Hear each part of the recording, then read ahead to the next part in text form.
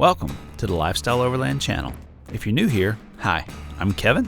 This is my wife Sarah, 11-year-old daughter Caroline, 2-year-old Abigail, and our newest furry family member, Ace, a Nova Scotia duck tolling retriever. For over 11 years now, our family has been exploring the remote wilderness of North America in our 2014 Toyota 4Runner, 2016 Lexus GX 460, 1980 Land Cruiser HJ45, and most recently, a 2021 Magnuson Supercharged Tundra.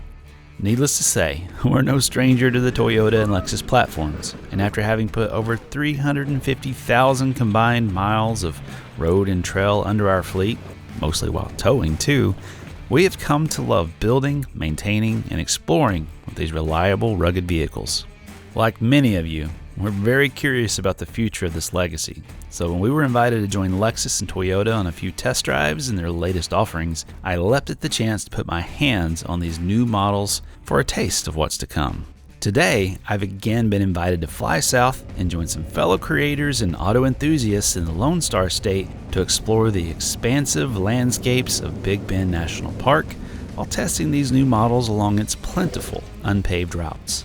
Our lineup this time around includes the Lexus GX 550, LX 700H, Toyota Tacoma TRD Pro, and something I'm excited to finally get my hands on, a 6th Gen 4Runner in the intriguing Trailhunter trim. After landing in El Paso, I was greeted in style by the Lexus team with the keys to the new flagship LX 700H Overtrail to make the short drive to our lodging for the night in the historic downtown district. As luck would have it, I was joined by a familiar face from the last Toyota event for the drive there. Well, hi! Hey, stranger! Fancy seeing you here. So it's already on, I guess. Right? Yeah. Well, that's if we could figure out how to get this land yacht in a drive. Oh, perfect. And then you put it in. Oh, yeah. Oh, I think you have to do... This is where I got confused. Wait. Or is it over this way? Oh, no. Or is it over? Over? Oh, there we go. Just one. There we go. Over and down. I should know this because I already did it. All right. Got directions. All right, folks. Howdy and welcome to El Paso. This is only the beginning of the adventure, so right along. While I want to be very clear that Lexus and Toyota don't pay me to be here or to make these videos, they, along with the OLT 4x4 team, go out of their way to treat us like royalty at these events. While I'm personally more at home in a rooftop tent, sometimes a fancy hotel is a nice change of pace. Yep, the imposter syndrome is strong with this one, and I had to take a minute to appreciate how far our little story has come over the past 11 years to be invited to share our thoughts on these new models, and in some ways, help shape the future as well with our feedback and thoughts. Anyhow, let's get this story in gear. After a fine steak and whiskey dinner and a hidden speakeasy the night before, we were all up bright and early to make our way to the testing grounds. And with a long drive ahead of us, I had my fingers crossed for something with some legroom, and I was relieved when I heard the seat assignments. Here we are again. Hey. We're back with Toyota and Lexus. So we've drawn straws. Me and Scott Brady are going to be riding in the LX to camp. So we got about a 3.5 hour drive ahead of us. Let's hit the road. All right. Hey, buddy. Here we go.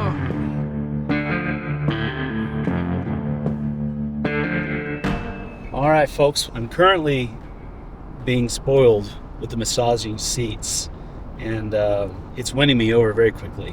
But the driving experience has also been just uneventful. It's so smooth. The lane assist. Generally, I dislike lane assist, but this one is actually not too intrusive. I found 15 results. The first is Golden Lotus Massage at George Dieter Drive. Would you like to go to that one? Let's not get carried away, LX. Cancel. Anyhow, it's just so smooth. You do not have an active route set. Okay, thank you very much. I don't know what magic words I said, but she perked up at the word massage. I think when you say the name, the brand of the car. Oh. Because it's, if you say the word hey and then you say the brand of the car. All right. Okay, that makes sense. Well, we're learning things. This is a huge step up from the previous generations. I mean, if you were one of the people who were asking Toyota to step it up on tech, you got it. West Texas is famous for its long, lonely stretches of highway, but 2 hours into this drive, we had to stop for one of its highlights, a Prada store in the middle of nowhere. This building is actually a non-functional art installation that was built back in 2005 by two Scandinavian artists. Prada themselves even supported the project by supplying items for the display and allowed the use of their logo in the name of art. Now this long stretch of road just outside of Marfa, Texas has something else to make it an interesting drive, along with those mysterious Marfa lights that appear in the night sky from time to time. Well, we popped in here to pick up something for Sarah, but they're not open right now, so sorry, Sarah. All right, quick little stop for lunch here in Alpine, Texas. And now, finally, get to ride in the 6th Gen 4Runner.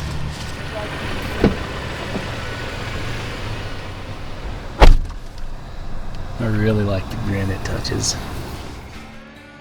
After our long drive, this dusty, dry landscape began to rise up into rugged mountains along the horizon as we crossed into Big Bend National Park. While Texas isn't exactly generous when it comes to public lands to explore, this 1,252 square mile section of the Chihuahuan Desert is one of the best regions for Texans to get their wheels dirty, thanks to its 160 miles of unpaved roads, including the infamous Black Gap Road for those wanting something with a little more challenge. But just remember to kiss your paint job goodbye before taking that one on.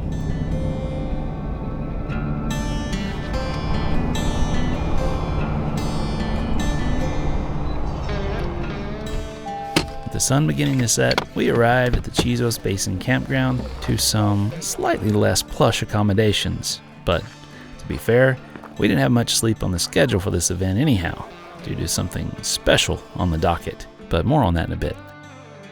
Apparently, we wouldn't have to go too far to find wildlife here, since there was already a friendly gray fox prowling the edges of our camp, hoping to be invited over for dinner. With just a little bit of light left in the day, I took an opportunity to steal the 4Runner and take a closer look at its features and details before things got too hectic. Alright folks, here we go. This is the new 6th Gen 4Runner, and if you know our channel, then you know there's a special place in our hearts for the 4Runners. Our 2014 Silver has been spectacular for the past, well, what has it been, 11 years. First impressions, just driving this thing into the park here, pretty excited about where we're headed. After 15 years of what was, at least in my opinion, one of the best vehicles ever built, Toyota has finally released the next generation of 4Runners, and it shouldn't come as any surprise that the leaps from the previous version have been dramatic in some ways. Now, when it comes to looks, beauty is always in the eye of the beholder, so there's no definitive guide on whether or not the design is a winner, but I think Toyota nailed the appearance on this 6th generation. I love the strong angles and how it appears to be a progression of the 5th Gen's profiles rather than a whole new look. While I'm usually more about functionality than appearance in my criteria, I'm actually digging this new design. Inside is where the magic is really taking place, with a beautiful, customizable gauge cluster, a heads-up display that projects on the windshield, massive infotainment screen, and a plethora of cameras to assist with parking and navigating those off-road obstacles. I immediately noticed all of the storage solutions that utilize almost every square inch of usable space in the console and doors instead of leaning into those areas for style points. The wireless charge pad is extremely handy, and the USB-C ports are another welcome upgrade. Though I will say that getting in there is a little tight for big hands to plug and unplug things. I think I could probably do without the grab handle in the way. Funny enough, this glove box has created a stir on social media, with some saying it feels cheap with the slack in the design. Having owned a few previous generations though, I know the tight tolerance on the catch can make a full glove box pop open at any time on the trail, so I personally appreciate the larger bite this time around to make sure it latches. This Trail Hunter trim comes with its own badging and creative touches like the granite trim pieces and orange stitching to highlight the very comfortable heated and cooled seats, which is a very welcome addition over the previous option. Something that immediately stood out to me in this 4Runner is the abundance of knobs and buttons. I absolutely despise having to use touchscreens for everyday control, so having actual tactile interfaces made me very happy.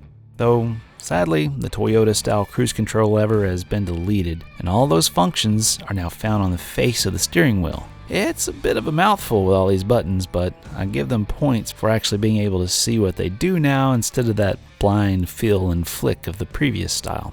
Speaking of buttons, Toyota has planned ahead for you with an auxiliary set of buttons ready for your own modifications, along with several other upgrades that can already be baked into your rig from the factory, like a light bar and this trailer brake controller.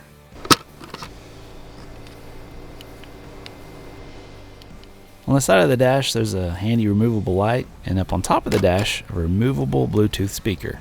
While these probably come across a bit gimmicky, I could 100% see myself grabbing these at camp for some tunes or a little extra light.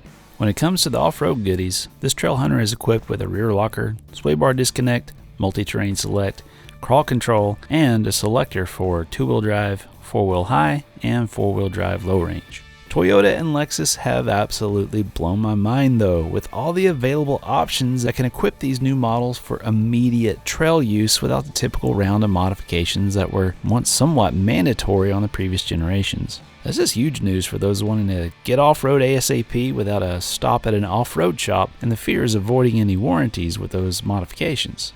Unfortunately, the hybrid system, which is available on several models, does really start to eat into payload, seating, and storage space in the rear. So personally, I'd probably steer away from this format and stick to just the turbo version of the 2.4 four-cylinder if the goal was to build an Overland rig. I also noticed that the spare tire droops a bit too much for my liking, but I'm guessing this is also due to the hybrid system. As to the new power plant, well, we're all waiting to see how it does in the long term, and there's just no way around that. While the non-hybrid version of this engine has only slightly higher numbers than the old 4.0 V6, the nice part is that the peak torque is at 1700 RPMs now instead of the 4400 RPMs, which, paired with the 8-speed transmission, will make for a less laborious driving experience. The Trail Hunter is also equipped with an elevated intake, or snorkel, but the jury is out on whether or not this sound will get annoying with the windows down.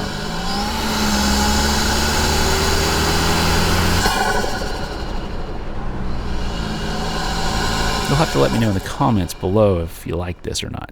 So today was my first day getting to drive the 6th gen 4Runner. I got about, 30 minutes on the road and then just a few minutes here around camp.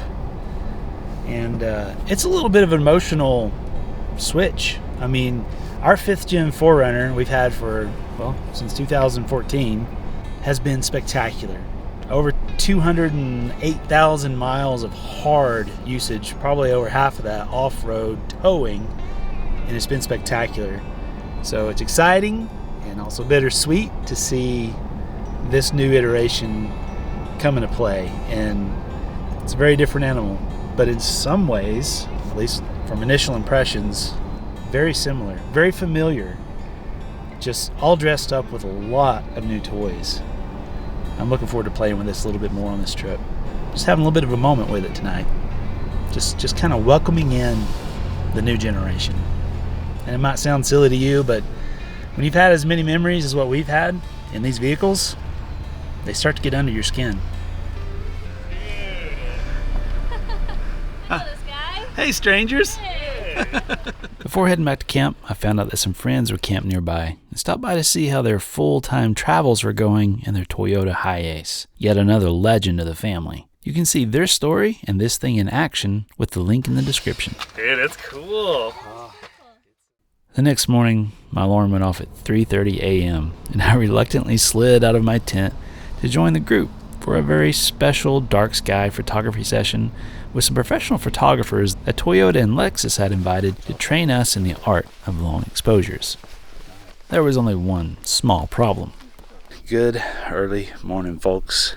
I'm joined by Matt Littlewood, and we were supposed to have a whole contingent of other aspiring photographers, and apparently I was the only one who could get out of bed, so we're gonna kudos to that, actually. It was a windy night. It was a little bit of a rough night. Yeah. So he's gonna show me some of his infamous tricks for night photography, so let's get snapping.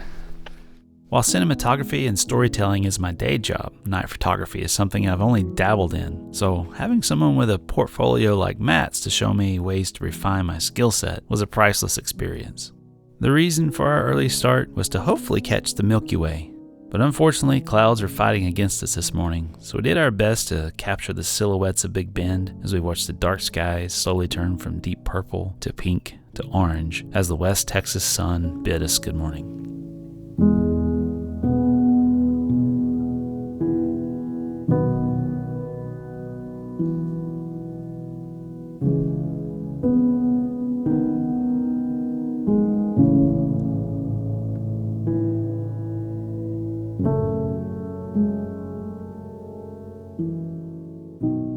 While the Milky Way remained elusive, we still had another night of possibilities ahead, so we packed up our gear and headed back to camp for some copious amounts of coffee for the busy day ahead. All right, spectacular session this morning. Early rise, late night, and now it's time to hop into the next test subject of the event with GX 550. This has probably been my favorite so far.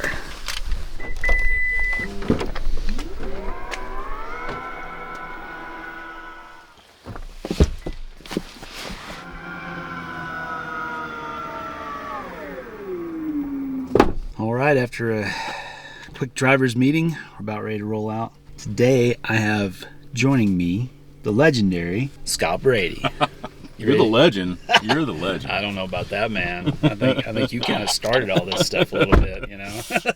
I might have had a little bit to do A with it. little bit. So first day on the GX. Yeah, 550? I'm excited. These things are so sweet. Yeah. I mean, just the factory package, you just don't even really need to modify it. Just go enjoy it. Mm-hmm. Well, by far, it's been my favorite out of all of them. So we'll see by the time this event is done which one kind of comes out on top. But this one's got a fairly decent lead. To be honest with you. I would say so. I mean, it's definitely meant for what you and I love to do. Yep. And then you don't have the hybrid system taking up space in the back, eating up payload. It's got some nice positives to it. Today, we split up into two groups. Half of us are hopping into the Lexus models, and the other half are taking the Toyotas for their own explorations of Big Bend. Rather than just grind away at automotive specs and details, the point of this trip is to take these models out to some out-of-the-way places and get a feel for what adventures are possible in their off-the-shelf configurations. Our first point of interest for the day was rumored to be an impressive balance rock hidden amongst the beautiful rock formations. And so Scott and I, along with Rochelle and Nikki from XO, laced up our boots with the Lexus team for a hike into the desert. I just can't bear to wear pants when I get hot. That's the soundbite of the day there.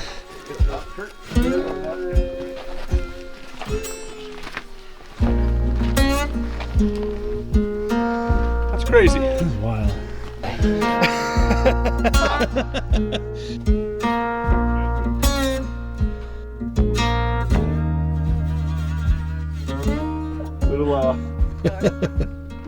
Little low, a little bit more. Low? Now raise the roof. Little higher. I see what's happening. Yeah, you know what I'm doing.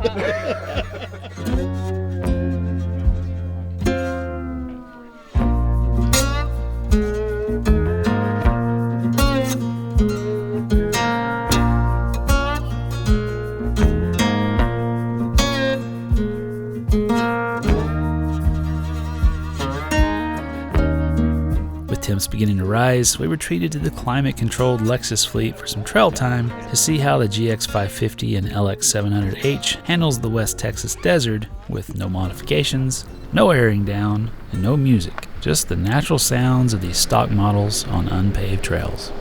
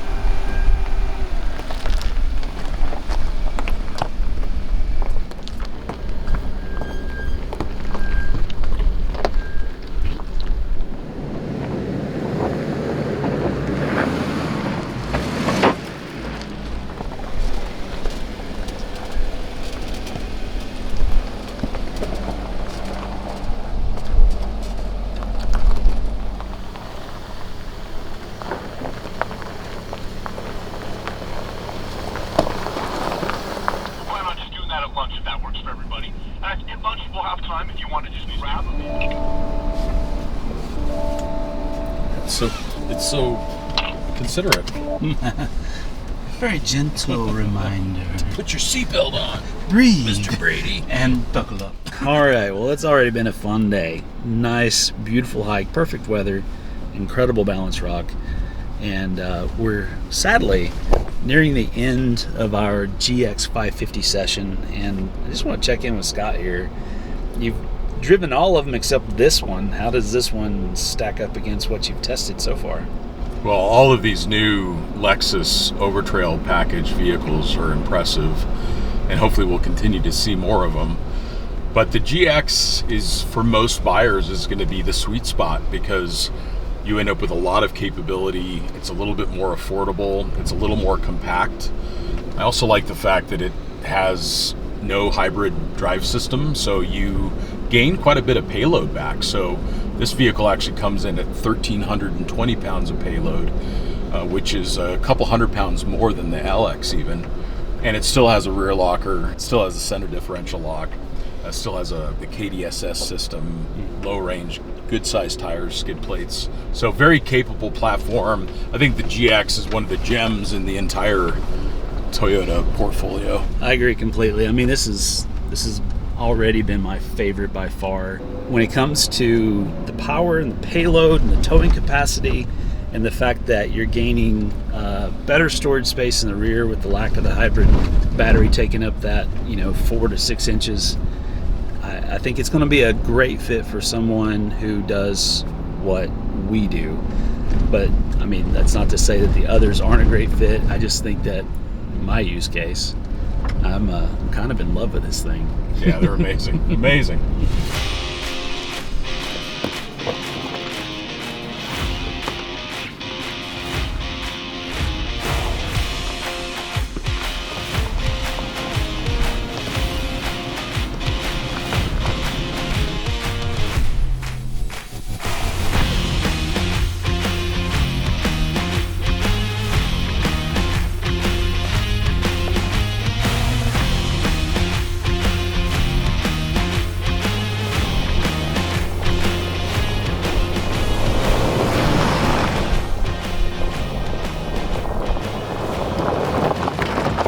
Switching up vehicles now, back into the LX. And I've already driven this on road, and it was like riding on a cloud.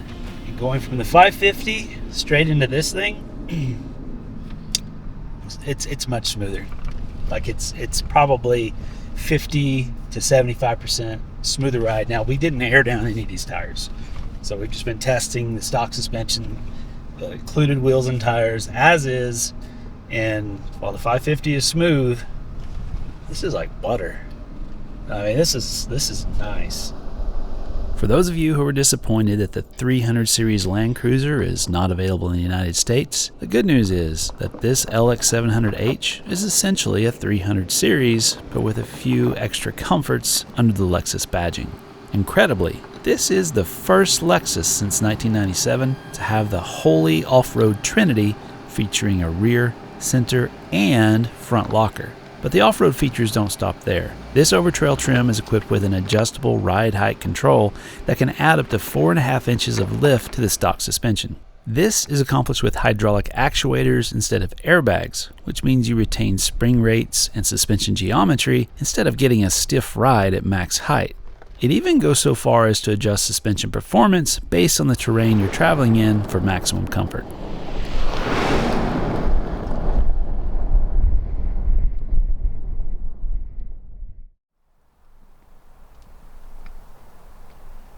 The next morning, we were all up extra early to give the night photography another shot, but not without loading up on some coffee, thanks to the OLT 4x4 team, who were up even before us to have it hot and ready. You gotta do the long pour, you pull them out, pull them back together. I guess it's never too early to gawk at new features, and I was stunned at the rear hatch lighting that is optional on this new 4Runner. You could perform surgery under these lights.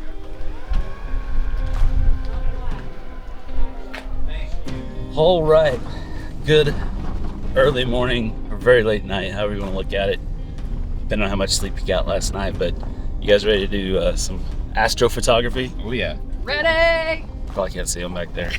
It's all right.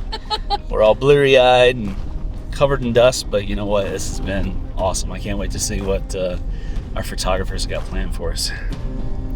After a short drive into the pitch dark desert, we met up with Matt Littlewood and Ben Hutton, who had already set up cameras for everyone to use during the session. The Milky Way was still being shy and hiding behind the clouds, and the wind was gusting sporadically with blasts of sand coating everything. But we still had an awesome time shooting the stars and rigs with good company.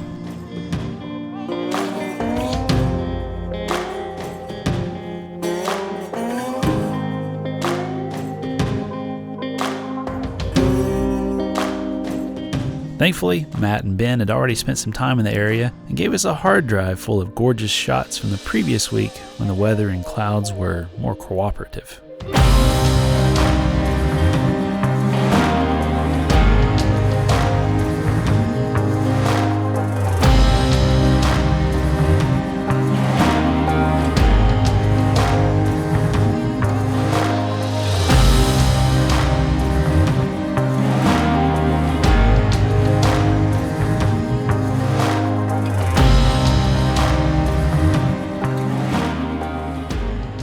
It's photos like this that make me want to chase this type of photography more in the future. A huge thanks to Matt and Ben for taking the time to show us the craft. Well, clouds didn't work out with the Milky Way, but it was still awesome, even with the wind just absolutely sandblasting us, just to get some extra training and some basic principles for night photography. It is the coolest. Yeah, I'm gonna have to play with this a little bit more. Alright, back at camp for a few minutes, more coffee, a little more breakfast after our early start, and now it's time to go hit the trails and play with this beautiful 4Runner. But I do have some concerns, and I'll share that with you here in a little bit.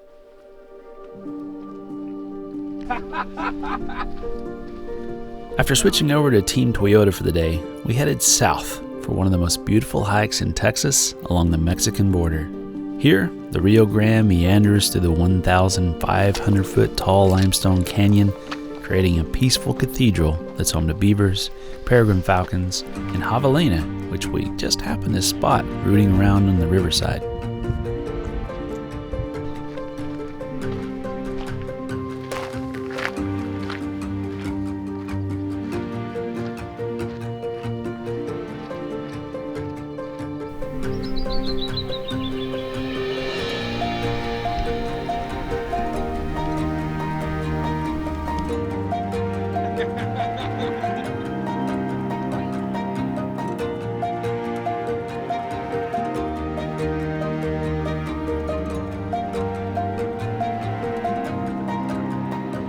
This area was actually one of our first big off-road adventures back in 2015 when we were still just getting started, so I had to take a moment to reflect on just how far we've come in a decade.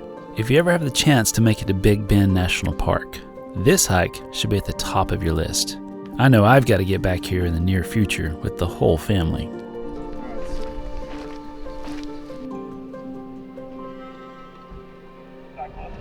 After our hike, it was time to hit dirt again and spend some time with the Trailhunter 4Runner and the TRD Pro Tacoma. This route was more wide open with no real obstacles to push the off-road capabilities, but we did get to see how these platforms performed at speed along washboard roads, which are the bane of almost any suspension.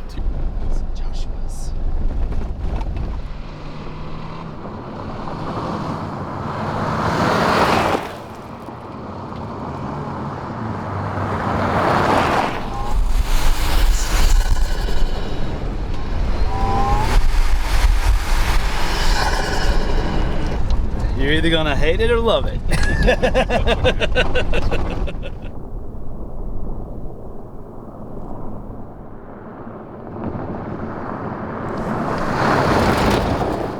All right, Rochelle and Nikki are gonna hop in the 4Runner now.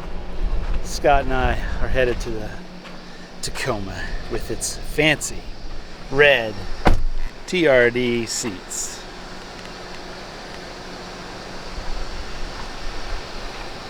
I don't know if you've seen these yet or not. It's all over the internet, but the seats have their own stinking suspension built in. Let's see if it makes much of a difference. All right. Oh wow! Yeah, the seats are like something else. It's like a hug for your backside. Yeah, that's right. Not in a weird way.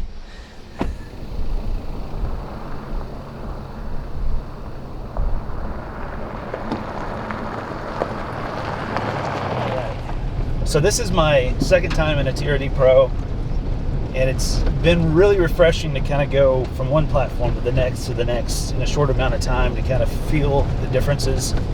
I will say, as expected, a little bit better ride off-road from the 4Runner Trail Hunter, especially with these seats. They're taking up some of the blow, but what's surprising is on the corrugations, and it's probably just because of the perfect resonance, but the hood feels like it's about to fly off. It's distracting, straight up distracting. Again, we aren't aired down, so we're not getting as plush a ride as we typically would, but the idea is to kind of try these right out of the box, and that's just an observation to be aware of. I'm enjoying it. There is a better sound inside, and that's because there's some special effects being pumped into the speaker system for you.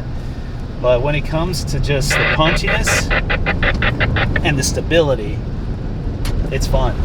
I like this platform.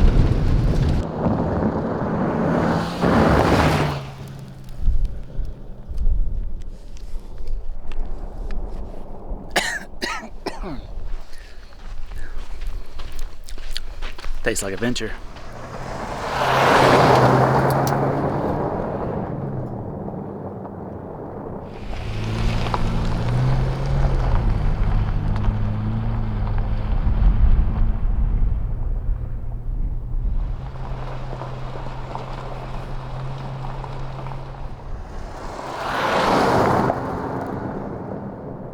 All right, folks. Well, yet again, another enjoyable adventure. It's been great spending time with you, Scott. Absolutely, Kevin. You've been a joy to be with, man. I appreciate that. It's been enlightening to hear all of his stories. If you do not know who this guy is, you guys need to go and check out Overland Journal and study up on Mr. Scott Brady. He's got a book coming out as well. I'll put a link down below. And if you want to learn about overlanding, it's an incredible resource to start with. But the biggest pressing question right now, I promised you that I would cover a concern about the 4Runner, and this also applies to some of the Land Cruisers. The payload capacity of the hybrids are going to be a concern for people who want to do what we do. If you want to put a rooftop tent on, if you want to do bumpers, if you want a winch, be very cognizant before you sign on the dotted line about what the payload is for the choice that you make. And just a little forewarning, the hybrids are amazing. The low end torque is amazing.